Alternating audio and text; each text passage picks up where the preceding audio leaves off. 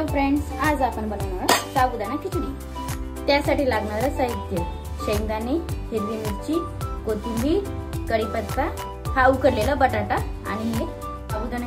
याला आपण 5 तास भिजत ठेवले होते। आता हे बघा, छान भिजला आहे आपला साबुदाणा। इथे यामध्ये आपण शेंगदाणे थोडे भाजून घेऊया। आपण शेंगदाणे थोडेसे भाजून घेऊया। इथे शेंगदाणे भाजून झालेत आपले, आपण याला मिक्सर मध्ये बारीक करून घेऊया। यामध्ये आपण शेंगदाणे काढून घेतले, थंडे झालेत, आपण याला बारीक करून घेऊया। हे आपण मिरची कापून घेऊया। मिरची आतून कापायची, म्हणजे चव छान लागते। मध्ये चिरून घ्यायची।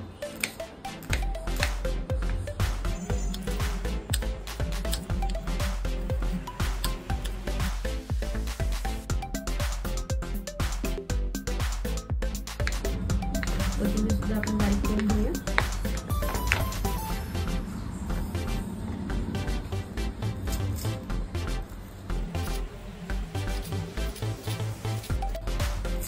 उकडलेला पोटॅटो आपण काढून घेऊया।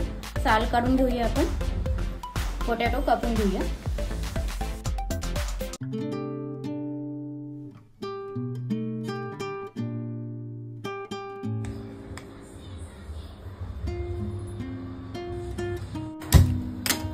कढईमध्ये तेल घालूया। आपण जास्त तेल घालायचं नाही, साबुदाण्याला थोडं कमी तेल लागतं। तेल गरम होत आहे कढईमध्ये।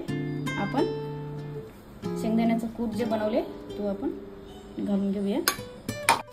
थोडंसं मीठ पण यामध्येच घालायचं,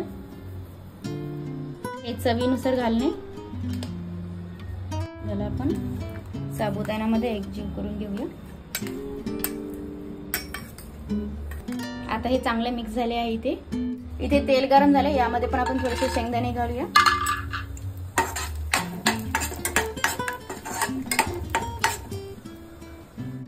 आपण थोड्या मिरच्या घालूया।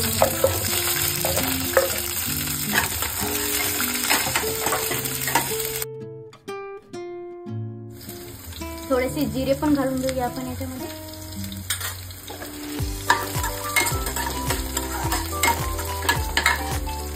हा कढीपत्ता जो आहे, कढीपत्ता सुद्धा आपण घालायचा।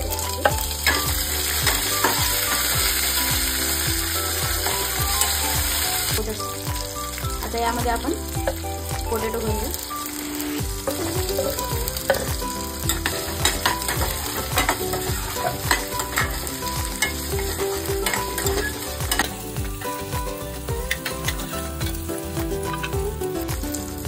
पोटॅटो थोडासा गोल्डन होईपर्यंत आपल्याला फ्राय करायचं। पोटॅटो फ्राय होताना थोडासा ग्रीनिश होतो, हे बघा। तर आपण यामध्ये साबुदाणा आणि शेंगदाण्याचं कूट, मीठ घालून बनवले, पण यामध्ये घालून घेऊया। आणि यावरती बारीक चिरलेली कोथिंबीर।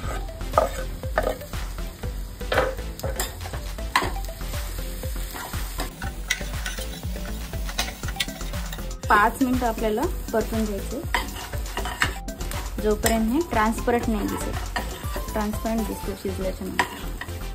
शिजताना हा पांढरासा कलर नाहीचा होऊन थोडं गोल्डन दिसेल। यावरती झाकून ठेवणार आपण। ते 10 मिनिटं झाले आहेत, आपण झाकण काढून घेऊया। हे बघा शिजले।